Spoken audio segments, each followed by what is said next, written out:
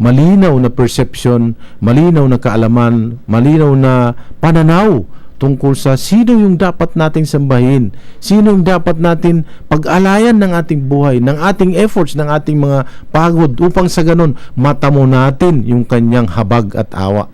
Ha? Yung kanyang habag at awa ang siyang susi upang tayo ay ma-admit doon sa kanyang hinanda na paraiso. Ha? Hindi po yan basehan ang ating mga mga kung ilan na ang ating ginawang pagdarasal, kung ilan libo milyon na ang binigay natin bilang kawang gawa. Ha? Ang basehan po doon kung ang mga binigay natin bang kawang gawa na yan, ang mga ginawa natin ba mga efforts, mga lahat ng mga pagsisikap natin sa pagsunod sa Kanya, pagdarasal, paggayon, lahat na yan, kung ito ba ay tanggap at ito ba ay naging dahilan ng pagbigay ng Kanyang awa, ng pagkuha natin ng awa mula sa dakilang tagapaglikha. Yun po yung sikreto doon. Ito yung kumbaga pinambili natin mula sa Allah ng Kanyang habag at awa, yung ating pagsunod, mga gawain na mabubuti para mabigay niya sa atin in turn yung Kanyang awa at habag, at yun ang magpapapasok sa atin, yun ang susi, yun ang dadalhin natin, pasaporte, pagpasok sa loob ng paraiso ng Allah subhanahu wa ta'ala. Minsan po even ang Prophet Muhammad sallallahu alaihi wasallam sa mga kapatid natin Muslim na nagsabi at natanong siya na walang makakapasok sa paraiso hanggat hindi magmula sa awa at habag ng Allah subhanahu wa ta'ala. So tinanong siya, kahit ba ikaw ya Rasulullah, ya Propeta Muhammad sallallahu alaihi wasallam? Sabi niya, kahit ako, pag wala yung habag at awa ng Allah subhanahu wa ta'ala, ay hindi makakapasok sa loob ng paraiso. Sa hadith po yan nabanggit. So mashallah, yan po ay isang bagay na kung saan dapat natin pagsikapan ng mga gawain natin upang pambili, upang pamalit doon sa habag at awa ng Allah subhanahu wa ta'ala. Kailangan wag sumablay. Yung ating mga gawain mabubuti dapat naaayon sa utos ng Allah at sa pamamaraan ng Propeta Muhammad sallallahu alaihi wasallam, dahil ito lang po yung katanggap-tanggap sa Allah subhanahu wa ta'ala. At yung paglayo sa mga binabawal, sa mga pinatatanggihan sa atin ng Allah subhanahu wa ta'ala na maaring makapahamak sa atin. Yung mga binabawal, halimbawa binabawal tungkol sa pagkain, nakakapahamak po ito sa kalusugan natin bilang mga tao. Ano ba yung mga pagkain na hindi pinapayagan o binabawal sa atin na nakakasira sa ating kalusugan? Sa karne ng baboy. Bakit kaya noon natuklasan natin ang karne ng baboy ay nagtataglay ng mga maraming mga mapinsalang mga mikrobyo na nakapapahamak sa ating kalusugan? Kaya pala ito binawal ng Allah dahil mapinsala ito sa ating kalusugan. Tayo parang bata na kung anong gusto natin without knowing na ito'y makakapahamak sa atin, yun ang ginagawa natin.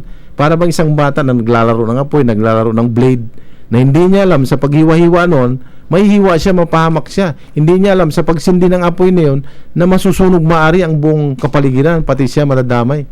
So ganun po tayo.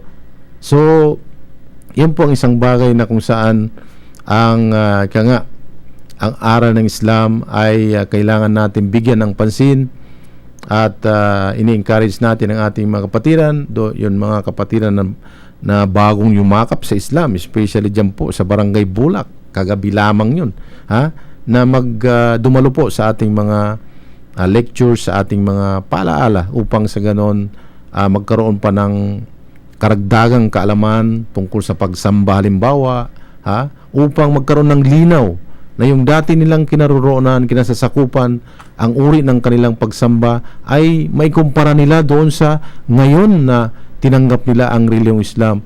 At ang sinasamba, ang tinuturo sa aral ng Islam ay sumamba lamang sa tunay na takapaglikha, yung lumikha sa atin mismo, sa mga tao, sa kapaligiran, halaman, kabundukan, karagatan, isda, planeta, insekto, lahat na yan, universe, napapaloob niyan kung sino pa siya ang lumikha. Yun po ang sinasamba natin. At siya nagpakilala sa loob ng banal na kasulatan, sa loob ng Quran. Sinabi niya, innani ana Allah, ako si Allah.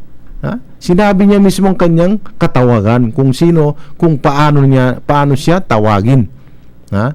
Kaya hindi man natin siya nakikita, No, sinabi niya na ito ang pangalan ko, tawagin mo ako. Katulad din po ng telepono yan eh.